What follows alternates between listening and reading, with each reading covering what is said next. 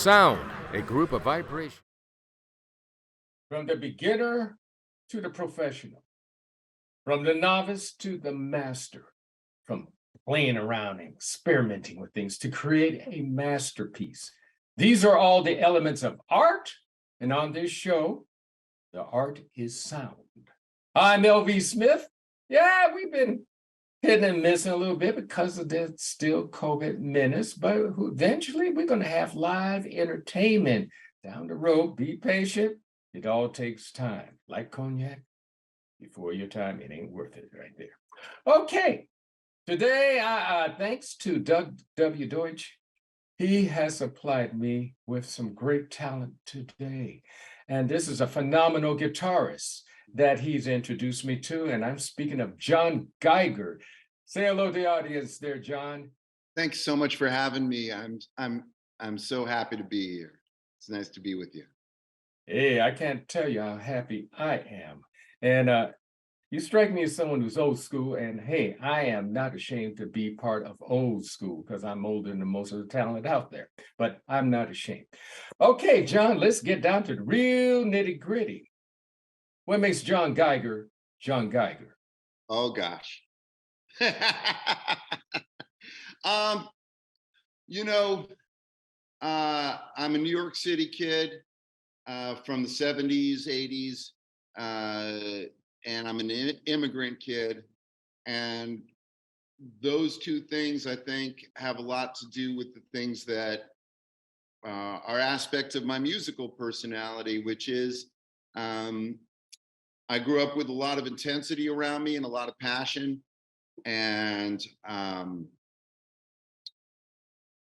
with a way of kind of respecting traditions and showing that by the way that you try to dig deeply to honor them in how you're trying to bring them forward. And I'm not saying that as a pat on my back. I'm just saying that the things that make me to me is I'm kind of an intense person, and I have a lot of passion, and I can get a little bit obsessive, and so the music that I care about, I care deeply about, and the heroes that I've had, I've always felt a deep commitment to try to make them proud by how I try to play it forward, and to earn the honor of being a live musician who tries to cut a vein every time he's out there, lift people up, give it all every time, and take risks. Try to be almost shamanistic, like be a live wire for the experience, and that's who I am. I'm not very good at being reserved. I'm a hugger, not a handshaker.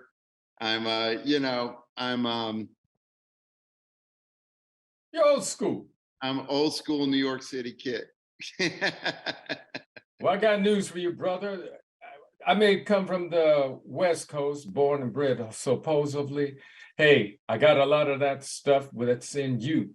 Hey, I like people up front and say what they mean instead of all this BS going around. They talk to you with one smile on their face and they're backstabbing. No, I like straight up. We know where one is and one isn't. So that's great. Now for my favorite question, which spooks a lot of people.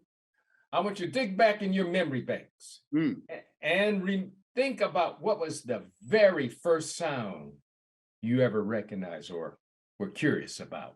The very first sound.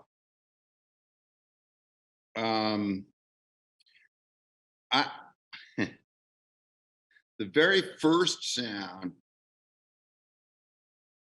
has got to be a parent's voice. I mean, I love my father.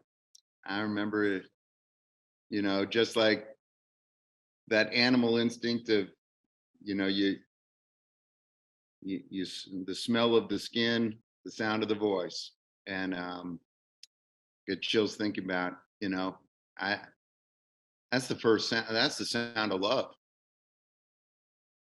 That's the sound of love and community, and it's the sound of your world at a certain point in time. Parents' voice. That's touching. That's very touching. Okay, now for the other question about you.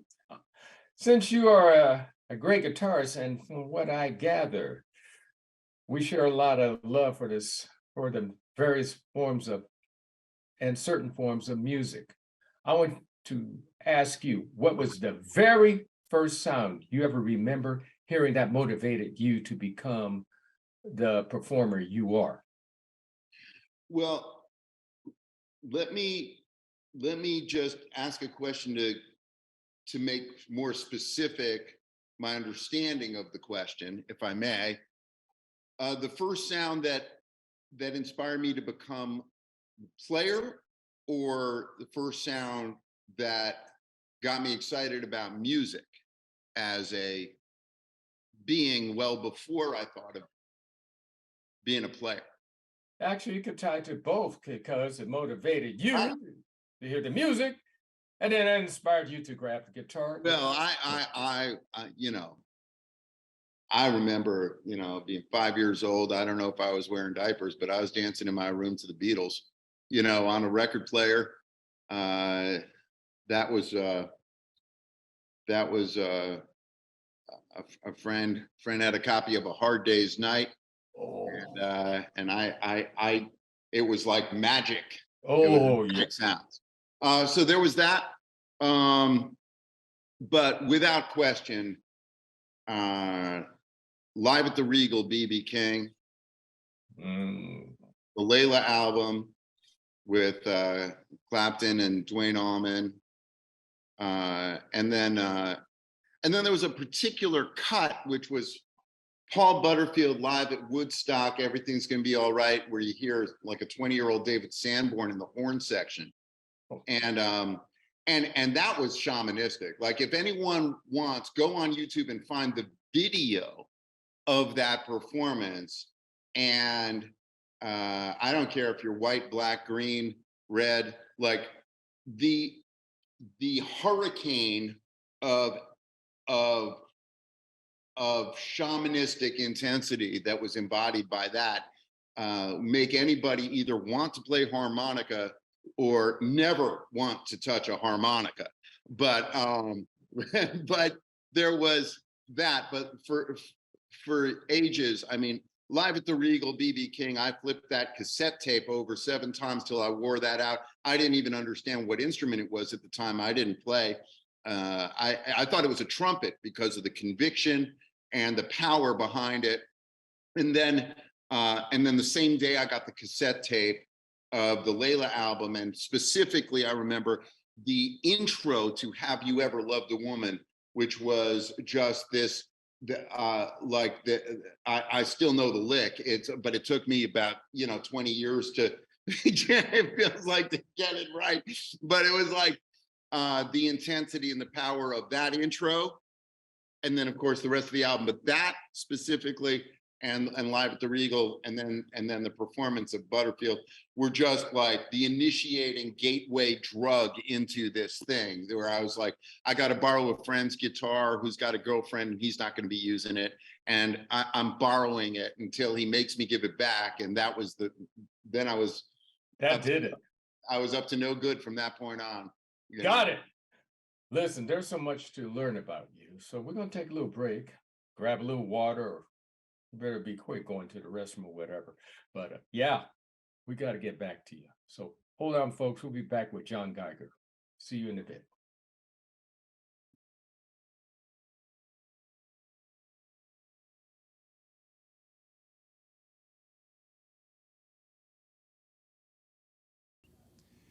You are watching Behind the Curtains. Every Every time I hear the alarm bell go off in school, I think it's an air raid. A lot of houses in our neighborhood have been destroyed. I like to close my ears and sing songs whenever the bombs come close. I'm worried our new neighbors won't like us. But I know it's all gonna be worth it. I just want my family to be safe. But these are not my words. These are not my words. These are not my words.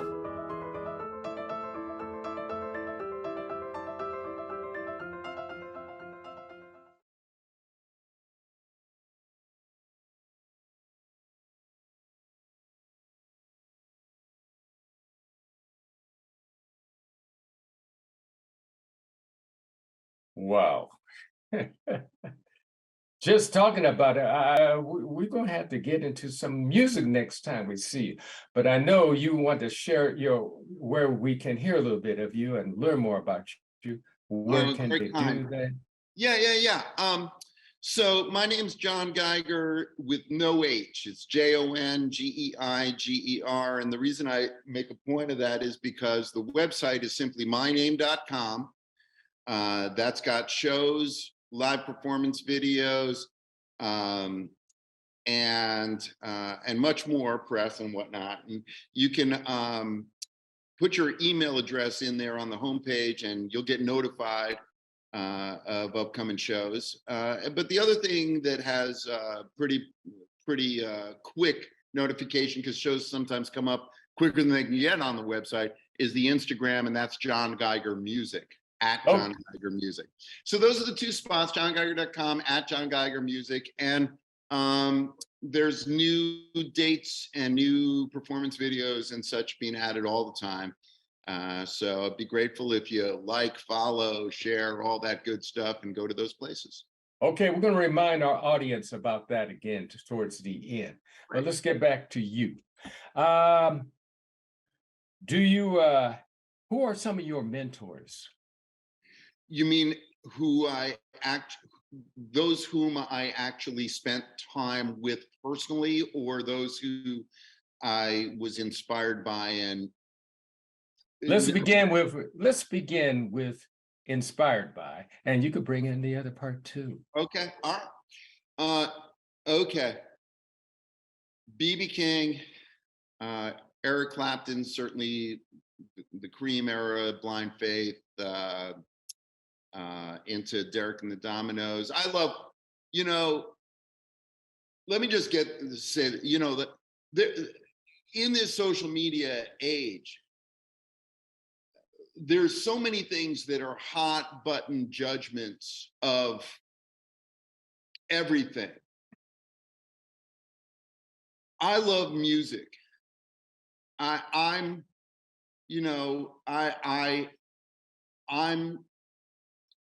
not going to change necessarily those who had an impact on my excitement level about music because of whatever they say or don't say,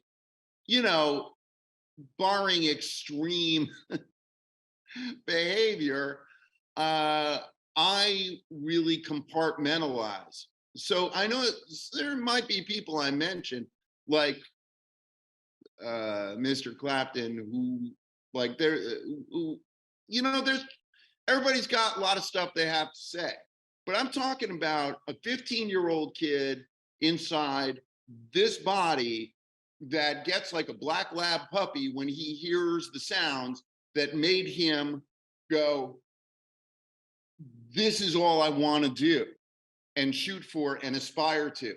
So I'm not going to make excuses for liking somebody who I liked.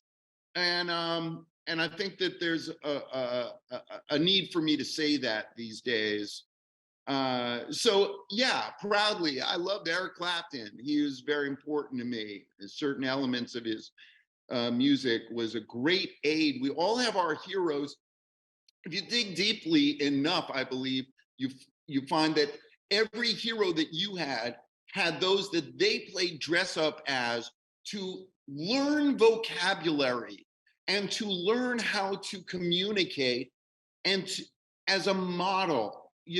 Actors have it, painters have it, dancers have it. you find something that feels like it resonates inside, and you go, I get that on a level that it's going to help me learn the instrument, learn technique, learn vocabulary, and I can peel away the onion about which I want to add, just like a painter using different colors. It's like, oh, you know, Stevie Ray's got like Albert King and Lonnie Mack and Jimi Hendrix. And it's like somebody else who has Albert King and Jimi Hendrix, but doesn't have Lonnie Mack is not going to sound the same. But you got to have enough people to have enough colors on your palette to have a voice, in my opinion. So, you know, so BB King, I had Eric Clapton, Jim Hall from the world of jazz, non-guitarists who had the same thing that I heard in Jim Hall, whether it's a Chet Baker or a Miles Davis, dark, fat sounds that reach into your soul. You know, I've got Peter Green for the same reason, you know, who I deeply love as a vocalist as well. Ray Charles, Aretha Franklin, these don't have to be guitar players to learn about phrasing and to learn about lifting you up. Mike Stern, who's the one who I heard Jimi Hendrix meeting Coltrane when I heard the We Want Miles album. Hiram Bullock, you know, on everything, deep soul, ears like an elephant, you know, just unbelievable.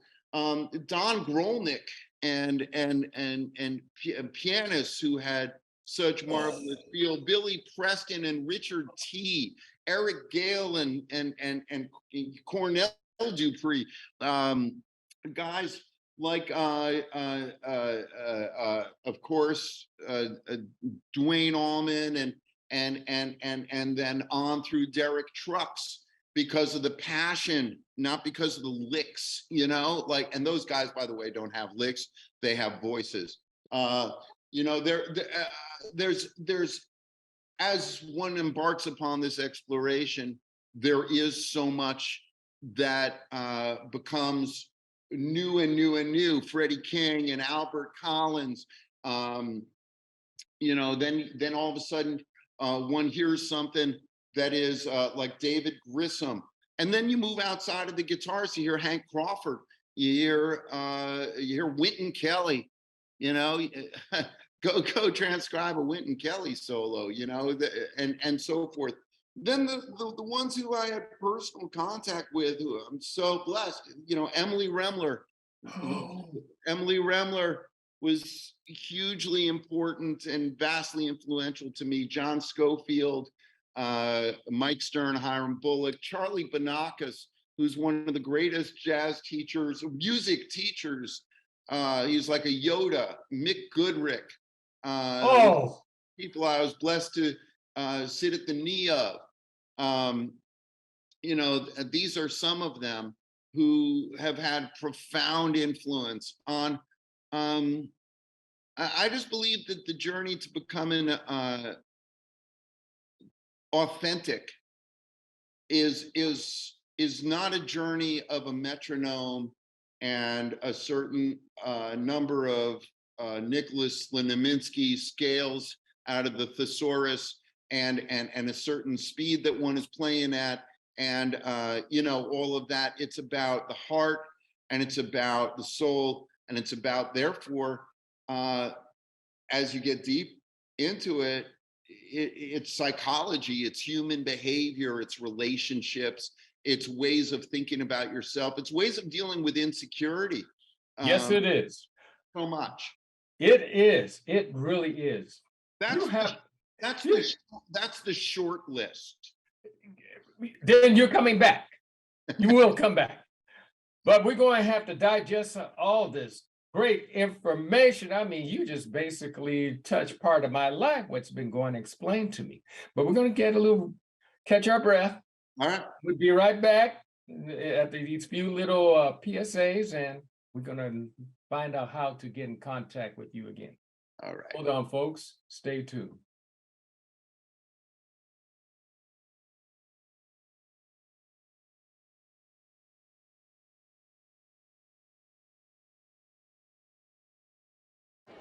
The black truck? Hey, Christina from accounting. Yeah, hi. Hey, I used to date a girl named Christina. Oh, really? Yeah, and then she dumped me for my best friend. You want to see some photos of them that I took? I don't. I thought we talked about this, buddy. Buzzed and overshared again? Yeah. Yeah. I'm gonna call a car. That's a smart idea. So yeah, I know, that's why I did it. Hey, you're gonna get back to the top of the mountain. Does that mean I'm gonna get back with Christina? No. Oh. No. Hey, it's Amin L. And Thursday night is live with Jeff Hodge. Come on down and check him out.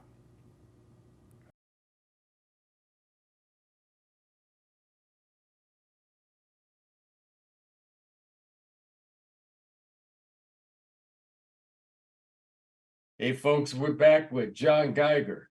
And he has so much to offer. And we want to know, what are you doing right now? What are your future plans? What are your big plans for down the road? Well, here's the thing. I got a live album that's getting ready to be released in coming month or two. Very excited about that.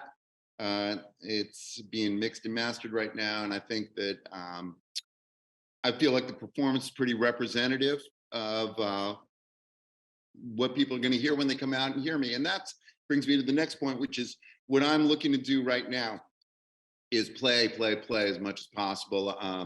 I'm ready to be on the road here and abroad and take my trio and just play.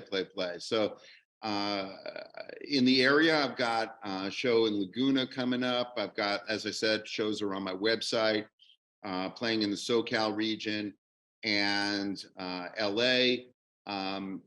So my plans are to play as much as possible and hopefully hook into somebody who can put me out there on the circuit even more this year. Great.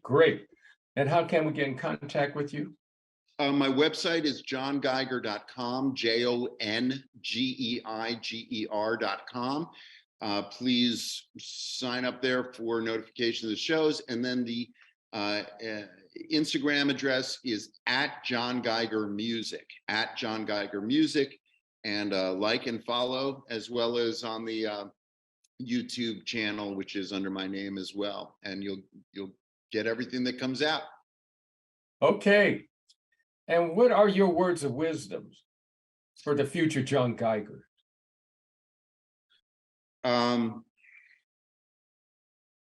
Believe with all your heart that things that aren't rational choices have deep value. And every person who's trying to put something out there that they feel passionate belief in is lifting us all up and bringing us all together. And everybody has that capacity, whatever their realm. But as far as music goes, listen to everybody and then own yourself without self-judgment being a source of pain. It's great to lift and form yourself and strive to be better and better and deeper and deeper, but always do it with kindness, as it's a quest. And this is sort of slaying dragons. Be kind to yourself, believe in your music, and then just give everything every time you get a chance to play it. Words of Janis Joplin. Gee, that's so deep. Jon, will you come back again? Every time you'll have me, I will make it a circle on my calendar with joy and gratitude. And with gratitude, we will welcome you back. There's so much to learn from you, the guru of music here. That's going to gain traction with time. Trust me, folks. Okay. Thank you, Jon. Thank you for what you're putting out in the world, and thank you for taking an interest in what I'm doing. I appreciate it. Oh, I've definitely taken an interest. But you come on back, and we look forward to having you back. All right. Same here, man. Be good. No, I won't have fun if I do that, but I will be careful. Thank you, John. Folks, this has been another production of Sounds Within with L.V. Smith. John will be coming back, and I look forward to seeing you again soon. Till then, peace.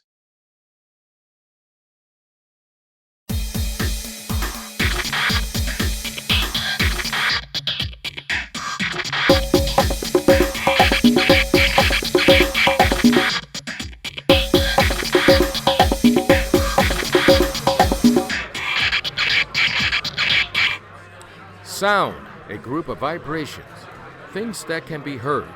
Sound can influence the way we communicate in the world with others.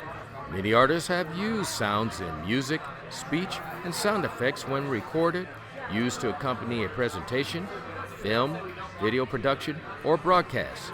Those who create with sound hear sound. Hey everybody, this is RG Bella. And Michael Morris. And we are Moulin Blue. You're watching Sounds Within. Marie, you have prediabetes. Prediabetes? I don't have time to eat right or exercise. I'm a busy mom. Oh, you're a busy mom. Yeah. This is great news. Busy moms never get prediabetes. Wait, what? Let me just... Yeah, this is all the people at risk for prediabetes. And way over here, busy moms.